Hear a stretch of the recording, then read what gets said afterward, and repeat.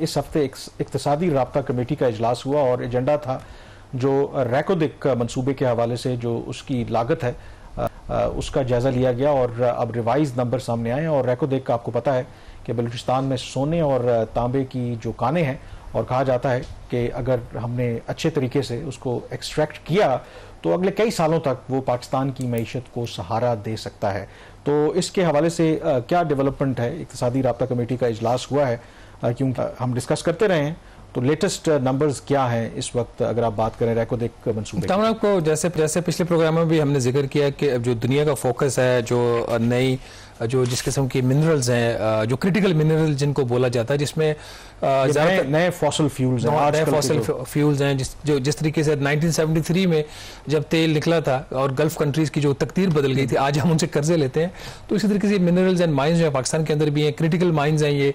रैकोडिक is the focus nowadays, बल्कि काफ़ी अरसे से अब ये प्रोजेक्ट जो है ये आहिस्ता आहिस्ता अपनी प्रोडक्शन की तरफ जा रहा है, बट उससे पहले बहुत सारे मराहिल होते हैं। ये ऐसे मंसूबे होते हैं जिनकी लागत का तखमीना लगाना, इन्वेस्टमेंट का तखमीना लगाना इतना आसान नहीं होता। ऑल तो दुनिया में और जगह पे भी ये काम हो रहे होते हैं। ये जो मंसूबा, इसका इनिशियल जो एस्टीमेट था रैकोडिक का, और इसकी सिर्फ फेज़ 1 की हम बात करें, टोटल 2 फेजेज इसकी होंगी। पहली फेज़ जिसका हुकूमत की कोशिश है कि 2000, हुकूमत तो नहीं बल्कि आप कह सकते हैं रैकोडिक माइनिंग कंपनी जो है, जिसमें बैरक गोल्ड की 50% शेयर होल्डिंग है और 50% वफाकी और सूबाई हुकूमतों की है। सूबाई हुकूमत बलोचिस्तान की 25% उसका और 25% वफाकी हुकूमत का है। ये शेयर होल्डिंग बताना बहुत ज़रूरी है, वरना लोग कहते हैं कि सूबों के जो हिस्सा वो वफाक खा गया। तो इसमें इनिशियल जो एस्टीमेट था कि ये मंसूबे की जो पहली फेज़ होगी ये 4.3 अरब डॉलर की लागत से ये मंसूबा मुकम्मल हो जाएगा और अपनी पैदावार 2028 में शुरू कर देगा। इसी साल मार्च में ईसीसी ने इसकी जो कॉस्ट थी उसको 4.3 अरब डॉलर से बढ़ाकर कोई 6.8 अरब डॉलर के करीब कर दिया। उसमें उस वक्त जो 59% का इजाफा किया गया था। इस जुमेरात को दोबारा ईसीसी का इजलास हुआ और उसमें सेकंड रिवीजन जो है वो इक्तिसादी राब्ता कमेटी ने कॉस्ट में अप्रूव कर दी है। अब मंसूबे की जो पहली फेज़ है उसकी जो लागत होगी वो 7.7 अरब डॉलर की लागत है अब रैकोडिक प्रोजेक्ट की फेज़ 1 की। और इसकी इस दफ़ा जो पहले जो रिवीजन हुई थी वो फिजिबिलिटी स्टडी की बेस के ऊपर हुई थी। इस दफ़ा जो रिवीजन हुई है वो 3 बड़े उसके फैक्टर्स हैं। नंबर 1 कि अब उसमें जो कर्जों का जो कंपोनेंट होगा इस 7.7 अरब डॉलर के इन्वेस्टमेंट के अंदर वो बढ़ गया है। तो जब कर्जों का कंपोनेंट बढ़ जाता है तो फिर उसकी ऊपर जो सूद होता है उसका कंपोनेंट भी बढ़ जाता है। दूसरा फैक्टर ये है कि इन्फ्लेशन का इम्पैक्ट आएगा और तीसरा उससे रिलेटेड जो इन्होंने कंटेंजेंसी के लिए कुछ पैसा रखा हुआ है।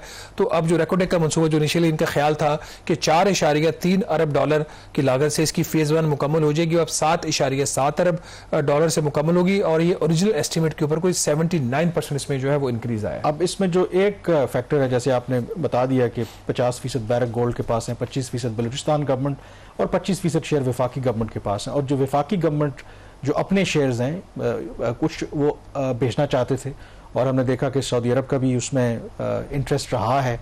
तो अभी क्या सिचुएशन है? हम कल ही डिस्कशन कर रहे थे जो पाकिस्तान और सऊदी अरब के दरमियान जो तारीखी दिफाई मुआहदा हुआ है, तो उससे एक उम्मीद तो ये की जा रही है कि जो इन्वेस्टमेंट सऊदी अरब से पाकिस्तान जिसकी तवक्को कर रहा है अभी तक हुई नहीं है, बट उस मुआहदे के नतीजे में शायद वो चीज़ें अनलॉक हों।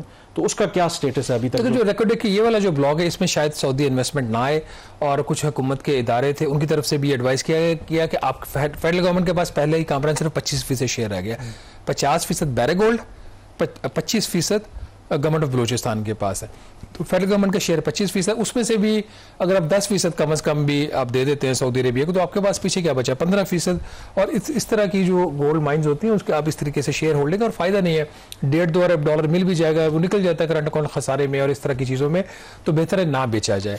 हाँ, आपने इन्वेस्टमेंट की बात की, पॉसिबिलिटी ये हो सकती है फ्यूचर में कि इसके जो एडजेसेंट जो ब्लॉक्स हैं, गालिबन उसको L6 और L8 ब्लॉक्स बोलते हैं, उसमें सऊदी इन्वेस्टमेंट भी आ सकती है और बाकी ममालिक की जो इन्वेस्टमेंट है वो भी आ सकती है। और इसमें जो एक और चीज़ इंपॉर्टेंट है, 7.7 अरब डॉलर का जो टोटल इसकी जो लागत है उसमें 3.5 अरब डॉलर का कर्ज लिया जाएगा। तो जो 3.5 अरब डॉलर का कर्ज लिया जाएगा जो कंपनी लेगी और उसके पीछे कुछ कंपोनेंट्स के अगेंस्ट फेडरल गवर्नमेंट की गारंटीज भी होंगी। वो कर्ज कौन ममालिक दे रहे हैं? उसमें कनाडा है सबसे important, United states of America है, उसमें कुछ यूरोपियन इन्वेस्टमेंट बैंक्स हैं, ADB का हम बता चुके हैं, पहले वो अप्रूव कर चुका है loan, world bank loan approve कर चुका है। तो इस प्रोजेक्ट के अंदर बड़ा ही ज़्यादा एक इंटरेस्ट एक पाया जाता है। अब ये जो इसके अंदर जो टोटल इसमें अपेरेंटली लग ये रहा है, क्योंकि सोने की तो आपको पता है कि कहते हैं कि बेहतरीन सेफ इन्वेस्टमेंट होती है, और जितना दुनिया में अनसर्टेनिटी है तो सारों को पता है कि सोने की चिड़िया ही समझ लें आप उसे, कि उधर तो जो भी इन्वेस्ट करेगा, जो भी आपको कर्जा देंगे तो ऑलमोस्ट गारंटीड आपको रिटर्न तो मिलना है। तो इसी वजह से वहां पे वो सोने की चिड़िया के जो अंडे है ना, जो कंसंट्रेट होता है, जो वहां से एक्सट्रैक्ट करते हैं, ये उसकी जो रिफाइनमेंट होगी वो पाकिस्तान में नहीं होगी। ICC ने एक और इस जो समरी की जो है वो मंजूरी दी, ये पाकिस्तान रेलवेज की समरी थी।